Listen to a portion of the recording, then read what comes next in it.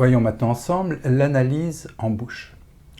Tous les acteurs qui se succéderont de la vigne jusqu'au moment de la dégustation auront pour objectif de développer, sublimer et préserver les saveurs du vin, son équilibre et sa persistance en bouche.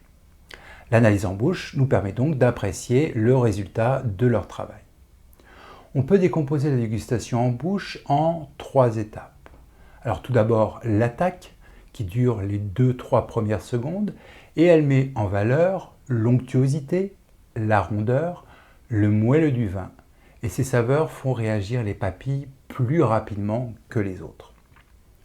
Ensuite vient le milieu de bouche durant les secondes suivantes.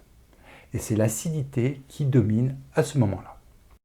Enfin, la fin de bouche fait ressortir l'astringence, principalement pour les vins rouges, tanniques.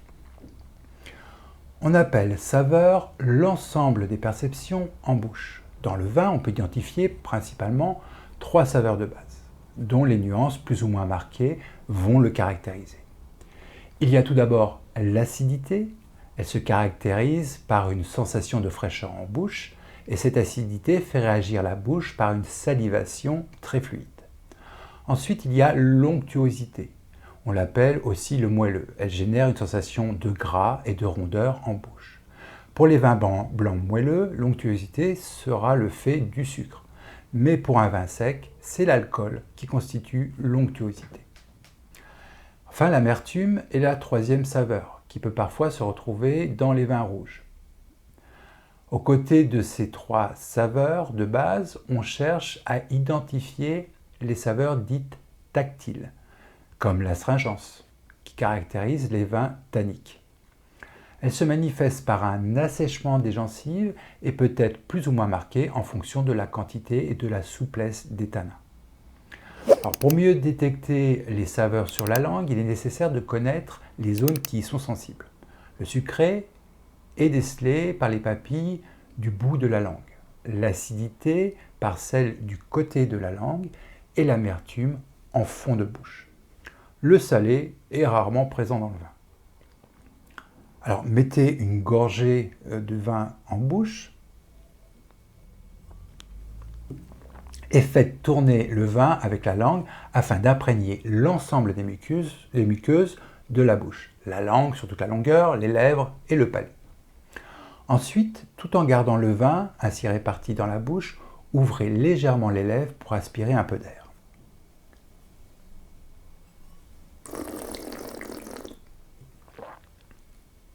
Alors cela contribue à répartir les saveurs dans la bouche. En évacuant cet air par le nez lors de l'expiration, les arômes les plus volatiles passent par les fosses navales et ce qu'on appelle la rétro-olfaction. Parlons maintenant de l'équilibre du vin. L'analyse de l'équilibre du vin est un élément fondamental de la dégustation. Un vin équilibré se distingue par l'harmonie des éléments qui le composent. Alors, à part quelques exceptions, les vins rouges sont toujours secs. L'équilibre se joue donc sur 3 axes, l'acidité, l'alcool et les tanins, l'astringence. L'acidité donne de la fraîcheur au vin. En excès, elle développe des saveurs de verre, comme dans un fruit qui manque de maturité, et un manque d'acidité le rend acerbe. Les tanins constituent la structure. On parle aussi de charpente du vin rouge. En excès, il le rend agressif, alors qu'un manque de tanins donne une sensation de vin désossé, sans structure. Enfin, un vin qui manque d'alcool paraît fade, on dit alors qu'il est maigre. On le qualifie de vineux lorsque l'alcool est trop dominant.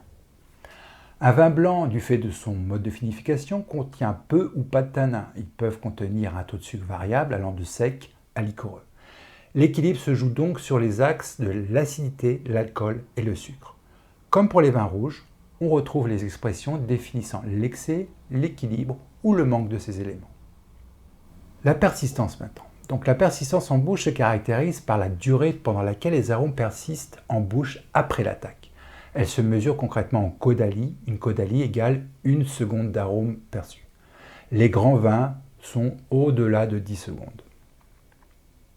Alors pour résumer, il y a 3 phases en bouche, l'attaque, le milieu de bouche et la fin de bouche. Dès l'attaque, la langue peut détecter l'aigre, le sucré et l'amer. En milieu de bouche, elle peut sentir sa texture.